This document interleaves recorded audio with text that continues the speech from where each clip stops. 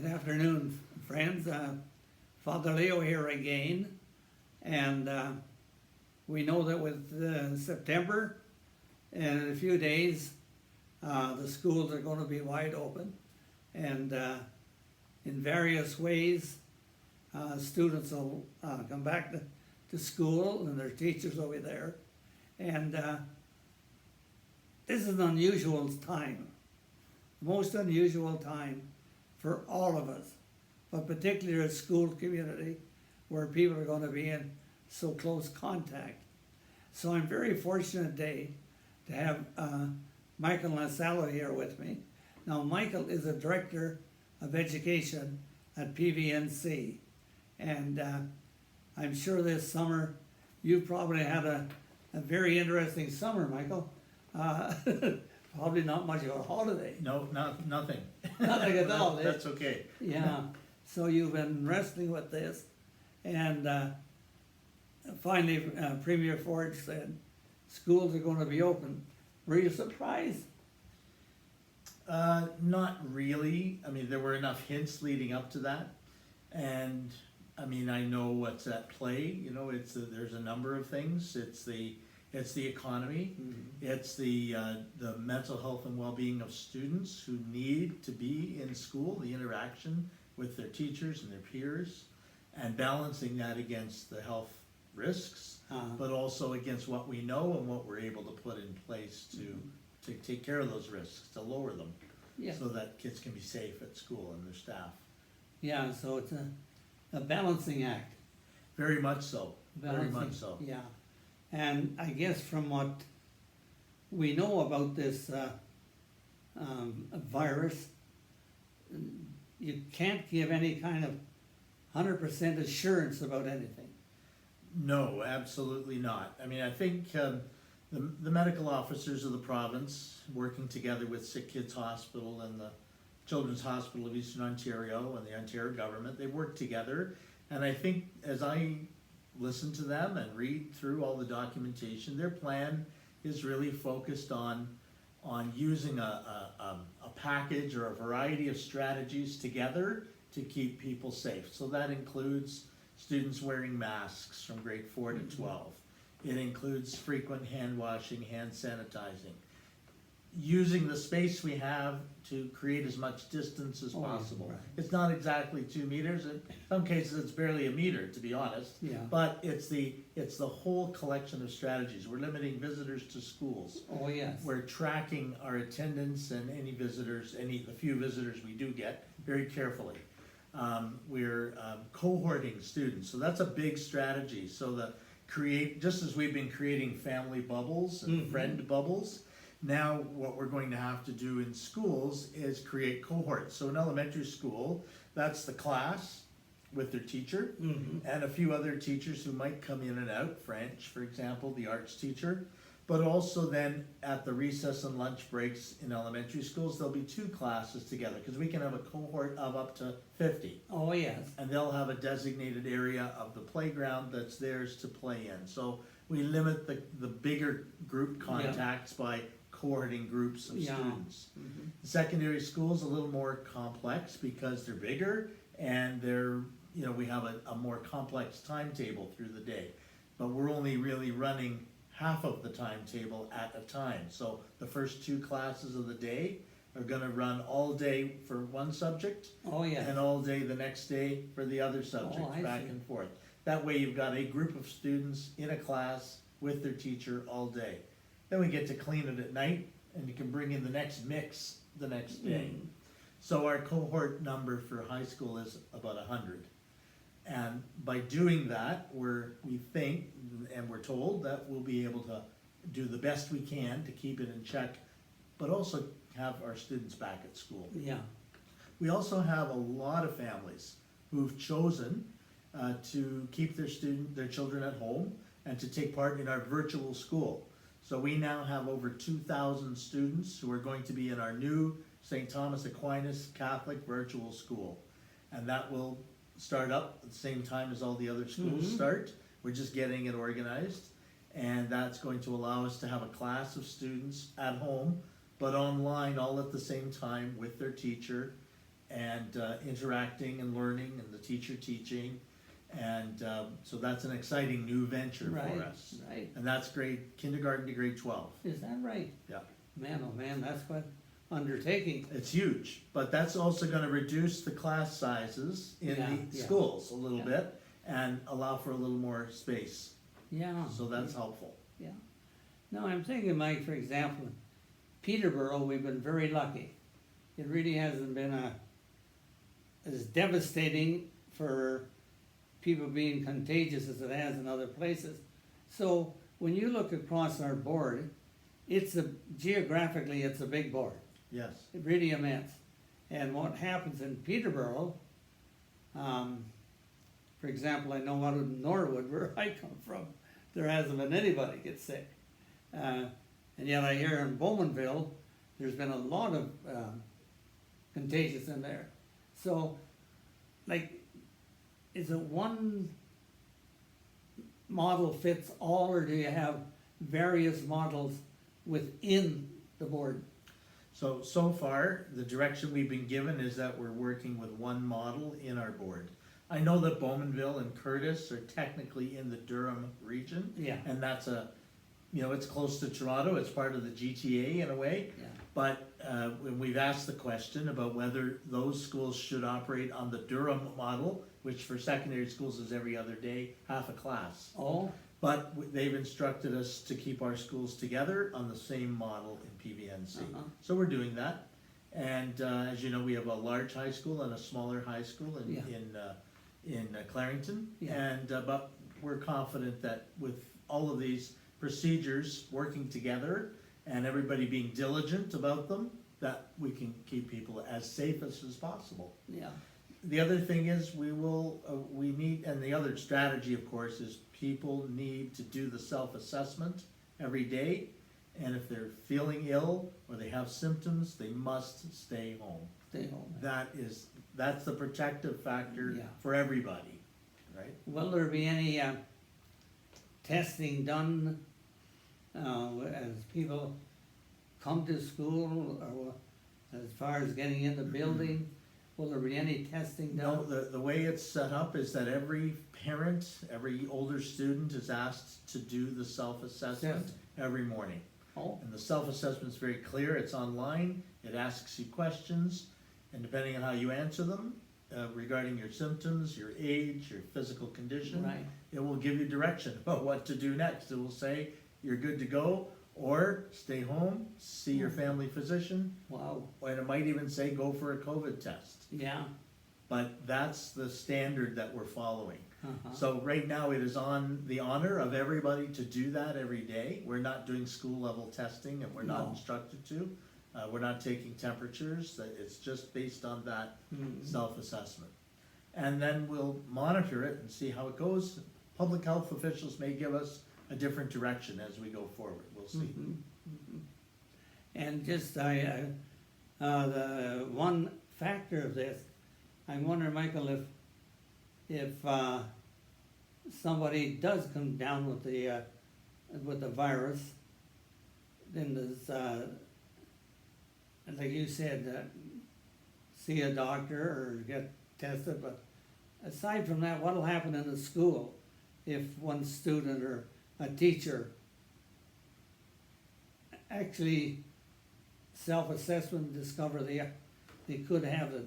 Sure, well, I mean, if someone assesses that they're ill and they're staying home, they report that to the school, and as they normally would, any illness. Oh, I see. If someone is sick at school and is sent home, then they'll be given instructions at that point to see their doctor, and they have to stay home for 24 hours after the symptoms disappear. Oh, yeah. So that's that piece, but that's between them and the school office. Uh-huh. And if they do go for a test and they are found to be positive, then they'll be given instructions by public health officials. Oh, I see. And public health officials will trace their contacts over Oh, the yeah, previous yeah. number of days. And of course, we have all the information about what class they're in, who the teachers were, who may have been in and out of the school, what bus they were on. And they'll collect all that information and decide how far they need to go in informing individuals. Oh, my gosh. But that's a public health function, that's what they do. So they're standing by to work with you. Absolutely, and really, they take over at that point. Oh, yeah. We follow their direction. In terms of information, if someone is sick, there's no information shared with the community. If someone actually has a case, the only information we can share is that there is a case in this school. So, But that's it, there's no other information. so that would be put out though, that you do have a, We case. would be required to inform the school community. yeah, But nothing, no details of anything No. of who it would be or the timelines, nothing like that. Then, because cases could emerge in outside of school as well, right? yeah, oh, And yeah. then we're informed about it. But in fact, the direction will be from public health. They will follow up with all the individuals involved. Mhm. Boy, that's yeah, I think we're very fortunate to have that collaboration. It's been great, I must say, we've been meeting every week with our public health locally, all three regions of public health authorities. And we have a very close and strong relationship. I don't know if you probably know Dr. Salvatierra here in Yeah. Peterborough, but we have a very strong and collaborative relationship, and that's never been more important than in these times. Isn't that I tell so true, eh? Yeah, Yeah. What's this been like for you, Mike? I mean, you're probably the head of honcho there, you're probably, well, as director, like, how are you doing? Are you sleeping at night? some nights. Some nights? Yeah, I would be lying if I said it hasn't bothered me or Yeah. I don't worry about it. I worry about it every day. Yeah, And we're trying to do the best we can. Part of it is it's been hard to keep a handle on the information. You know, it tends to be released through the media before we get our hands on it, and we're trying to catch up to it. yeah, So that's been a little bit frustrating, but that's the particular style of this government, so we're starting to get used to it. But that's been added stress, I have to say.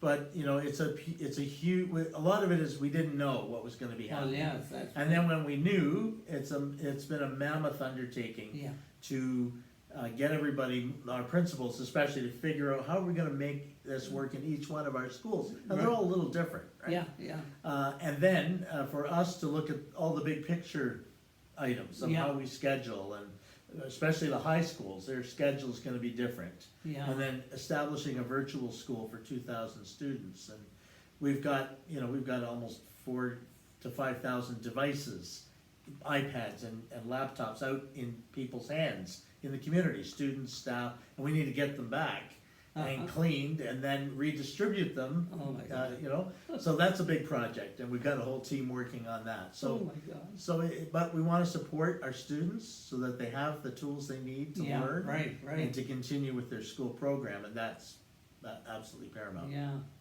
But it's a real balancing act though, Mike, 'cause you think of the well-being of the students, Right.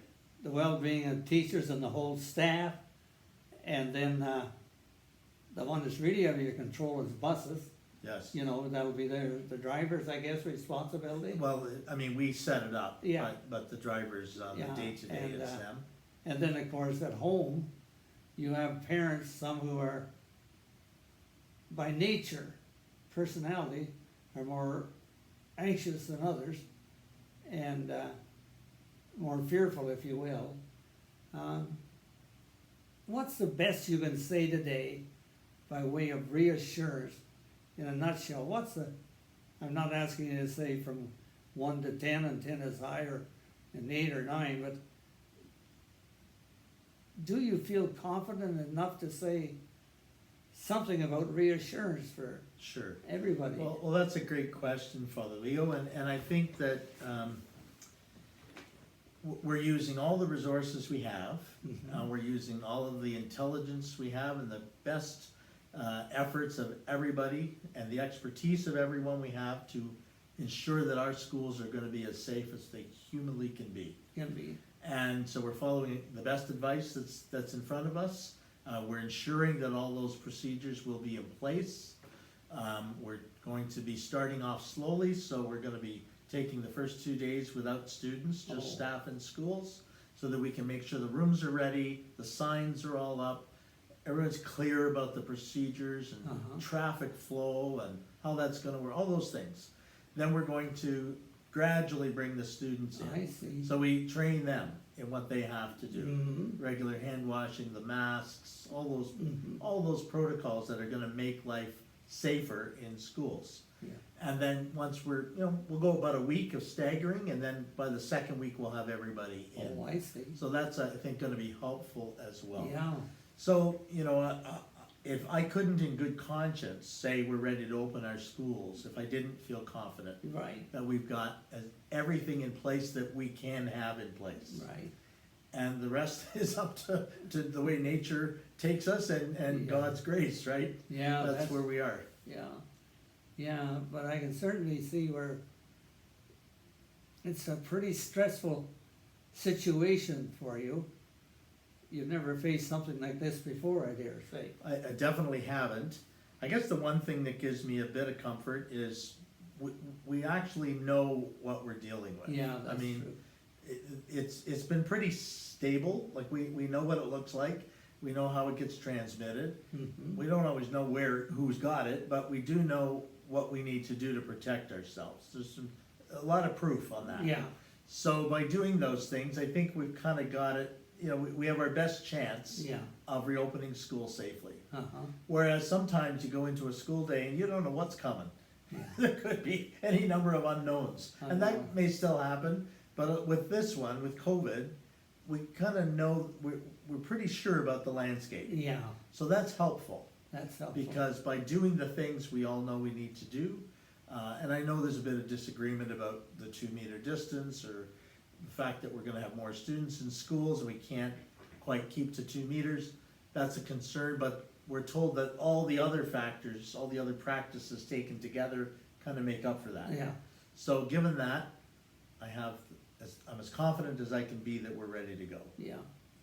Well, I think that what already strikes me, Mike, is a self-assessment, so that, in a sense, you stand a good chance to keep the sick people out of the school, Exactly. and I Yeah. think that's critical. It's absolutely critical, and we're depending on every parent, every staff member and every older student Mhm. to do that, and to do it carefully and honestly. And that's where we depend on this partnership. It's absolutely critical. Yeah, Without that, really, things can go sideways, yeah, you know? yeah, I also am very aware that, of the importance of getting kids back to school, because this, as you well know, this has been a traumatic time. yeah, And it's affected people, and they are anxious and afraid, and people have suffered losses Yeah. of family, of their freedoms, of all kinds of things. And so that is going to take its time to play out as we re-enter school, and we've been preparing for that as well. So we have more mental health workers, social workers, we've strengthened our staff so that, and we've done a lot of training, and we're doing more this week with the teachers, so that we're ready for that. We kind of know what to be watching for, and we understand that our students may not even be able to express or articulate how they're feeling, yeah, and as kids often do, they may act it out before they yeah, speak it out, right? So we're really talking about staying calm and being compassionate and understanding where people are coming from, because we might teach the lesson about how to put your mask on 5 times and they still might not get it. And we just gotta be patient with that, and we may have outbursts, and they're yeah, all of that is connected to something deeper that we've all been going through. yeah, And so we're hoping and encouraging people to yeah, because walk gently with that. I'm thinking just the teachers, many of them are parents, and, this time with this season and this kind of restrictions they've had on them since March, it can be pretty nerve-wracking for them, and it'll be a struggle for some of them to stay calm. Sure it will. It's gonna be a struggle. Absolutely, and so I'm really encouraging our staff to look after themselves. Pay attention to how you're feeling every day, keep your own personal health in check, look after yourself, get rest, And you know this, teaching's a tough job. yeah, It's very demanding, Right. and you've got a group of students in front of you every day. But, you know, it's also a rewarding job. Yeah. And I know a lot of our staff are eager to come back. and Yes. they just can't wait to get started. that's right, And I know I've been feeling that myself. It's always an excitement yeah, at the beginning of the school year. And yeah. it doesn't matter what's going on, I still feel that Yeah, excitement. excitement, So that's important. And you know what? We can't do this without God either. We need to turn That's to true. prayer and remember God's with us. And that we're not alone. The students did a video in the province of Ontario. The School Mental Health Ontario organization put a video oh, together. yes, And they filmed different young people all over the province giving messages to the staff, to teachers. yeah, And there were things like, don't worry about it. We've missed you and we can't wait to get back. You've got this. yeah. We're confident in you. Don't be afraid. Yeah, So really good messages, and Yeah. it was so heartwarming Yeah. to see that.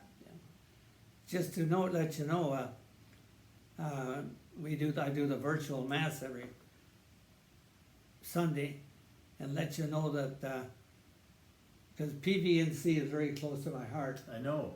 and, we pray for this every week. Well, thank You're you. in our prayers because divine protection, like, So important. and for the people, the grace of God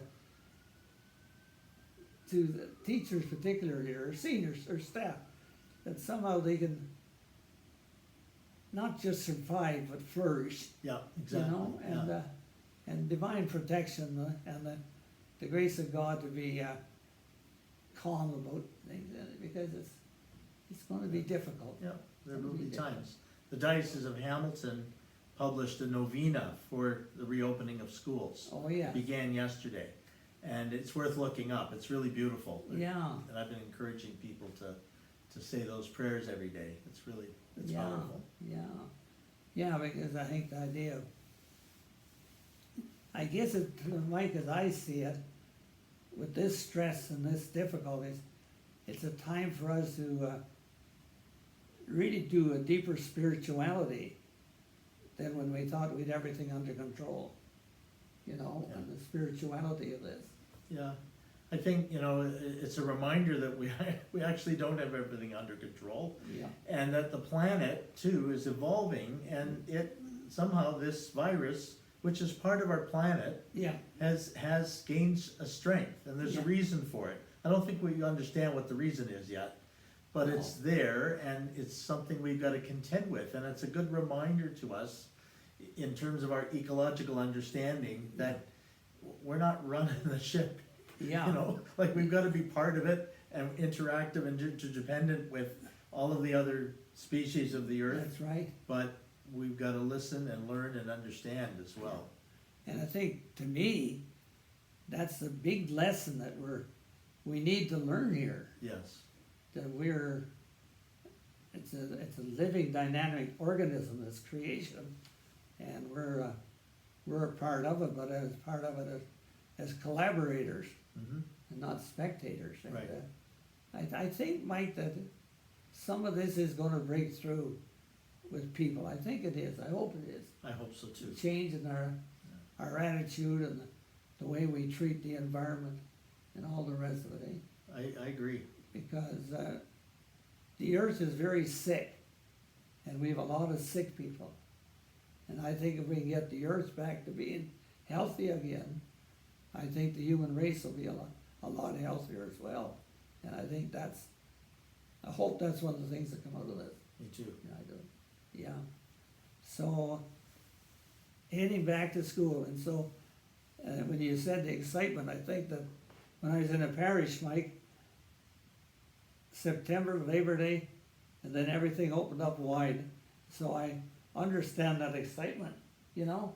Yeah. It's the unknown, Of course. but it's gonna be exciting, because it's an adventure. And, I think that this thing here, I'm glad to see you can say there's some excitement, Absolutely. you know? We were together with all of our principals and vice principals this morning.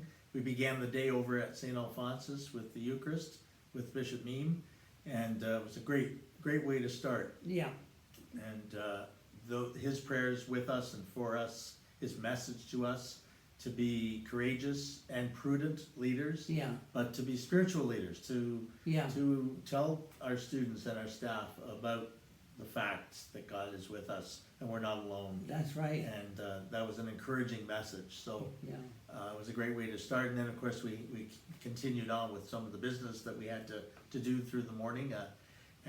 So I know everyone is raring to go, and the excitement was palpable yeah, in the gathering. yeah, yeah.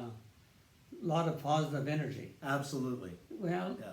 but I think it's a credit to you and everybody else that you work with, that you can have that positive energy given the situation. That's, I think it's That's very re- important to have that, and to stay Yeah. calm and just take it all step by step.